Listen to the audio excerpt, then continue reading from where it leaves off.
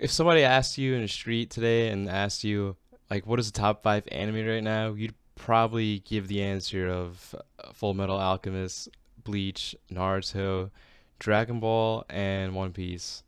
Well, no, that's not the case today. It's Mid Clover and Demon Slayer. I calmed down. I was joking. It was not a real joke. I've only watched three out of five of these, and if you can guess it, it was not Bleach and One Piece. Bleach is a shorter series, and that's why I decided to watch it first. And One Piece is just way too freaking long. 900 episodes, I'll never do it. Starting the great journey of watching Bleach, I decided to watch it on the Netflix streaming platform just solely because Crunchyroll's UI is just terrible. My interest was sparked again when the author of Bleach released a one shot and his picture of Ichigo was floating around the internet. And I thought it'd be pretty cool to see how the story would unfold again after a while being on hiatus. So the way Netflix has this structured is that there's 5 seasons, 5 parts. They're called parts on Netflix, and I recently learned with a click of a finger that there's a lot of other episodes, like 366 episodes, I believe, and most of these seasons are filler, which I understand because sometimes an anime could catch up to the manga pretty quickly. So here are my thoughts. Let's do this.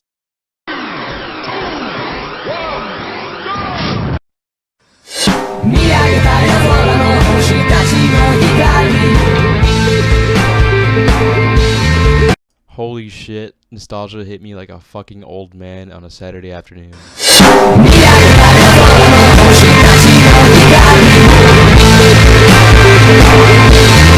On record, this is probably one of the greatest anime openings ever.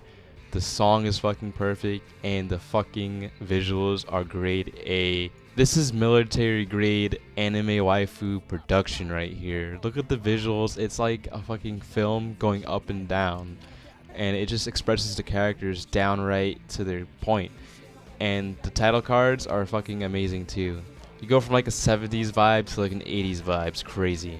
Starting off, we meet Ichigo Kurosaki, our bright orange-haired anime protagonist.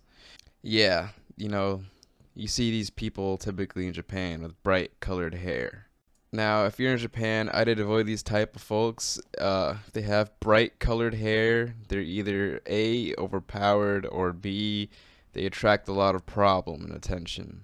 We are introduced to his family, with his mother absent, being killed by a hollow. I'm just gonna say it.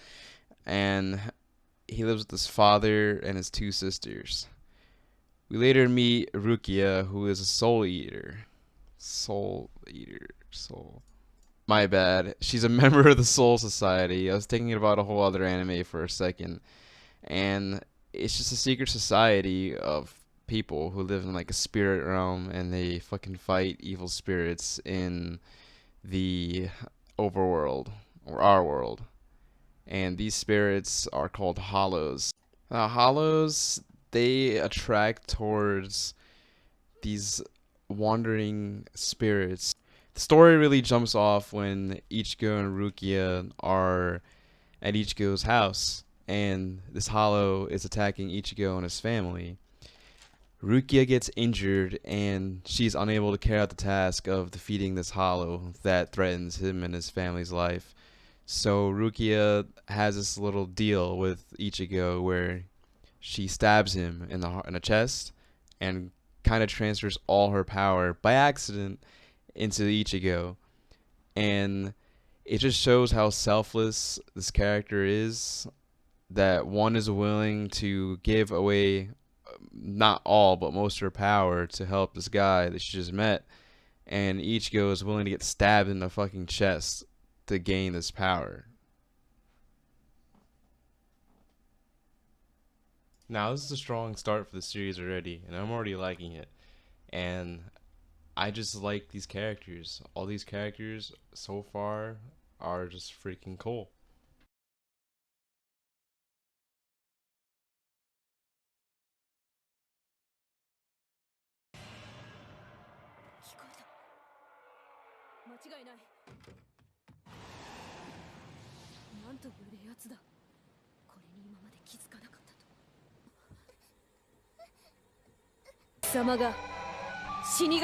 刀をよこせ、死神。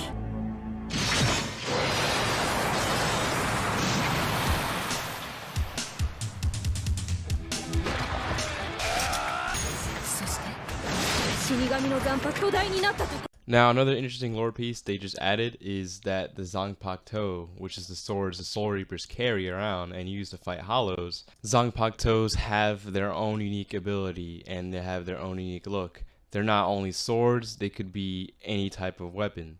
Zanpakuto, or Soul Slayer, or Soul Cutter, has its own personality to it. There's a spirit in that sword, and the weapon is attached to the user's spirit. So if it breaks, it can be formed by the strength of the spirit user. And it's not explained at all in the first few episodes in the beginning, but they do go further into that later in the series, which is actually pretty cool. After that crazy event, we start meeting more characters in Ichigo's high school, and they are a pretty solid cast. I did not hate anyone. I did not dislike anyone more than the other. But I did love a select few of characters that just made me smile when they pop up on the screen more than the other characters. And that character is Orihime. She's the funniest character in this show. And she's most aloof. And she has a lot of stereotypes that you see in a stereotypical girl in an anime. But she's just my favorite character. She's lovable, and every time she's on screen, she makes me fucking laugh. 織姫、今日お弁当？うん。今日はわさびと蜂蜜入りたい焼き風ラーメン。たつきちゃんも食べる？いや、いい。Orihime does get a little character subplot involving her dead brother, and it's pretty good. It honestly shows that the writers of this anime can blend happiness and sorrow. There are sad moments and there are moments where you just flat out laugh. Up next on this character list is Chad, or they call him Sato. He's a real Chad. He's literally a 16-year-old who's just buff as fuck, and he's strong as fuck, overpowered. This man went toe-to-toe with a hollow by himself, with just fists, no weapon. He could even see the hollow. Oh, and this man could catch a freaking 1,000-pound steel beam with his back.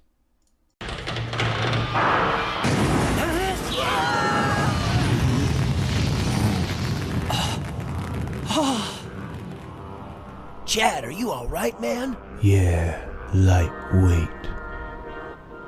Well, gee, thank you, mister. What's your name? My name is Sato. As the story continues, we meet a bunch of ragtag characters. We meet Urahara, Yurichi, the cat, who actually turns out to be a woman later, and I can't pronounce his name, bow and arrow guy, who is a Quincy. He's honestly my least favorite character. I know I lied and I said I didn't dislike anyone, but he is really whiny. After meeting Ichigo and Ko, Urahara has Ichigo train under him to train his spirit power and his Zanpakuto, because his Zanpakuto is pretty weak without Ichigo training his own spirit energy. After sparring, Ichigo learns the name of his Zanpakuto, Zangetsu, and he immediately gets a power buff right then and there. Upon learning of Zangetsu, they finally decide to transfer into the spirit world of the Shinigami. It's literally a nether portal, just look it up. And that concludes season 1 of Bleach, with Ichigo and gang running through the nether portal of the Soul Society to save Rukia, which is the next plot point for season 2. As I'm recording this, I just finished the second season. I'm definitely sharing my thoughts on the next season, which already started already. Season 2 was enjoyable. I will put my opinion on it next time I decide to upload a video and actually create one. because this one actually took a while. My first video, woohoo. Personally, in my opinion, I think Bleach still holds up a lot today with art style, presentation, and visual style. Thanks for watching. I really enjoyed watching the series, or rather rewatching it and watching season 2. I really enjoyed making this video, and between classes and work and stuff, I really enjoyed watching it and I enjoyed the process of making the video. So please like and subscribe. Thank you.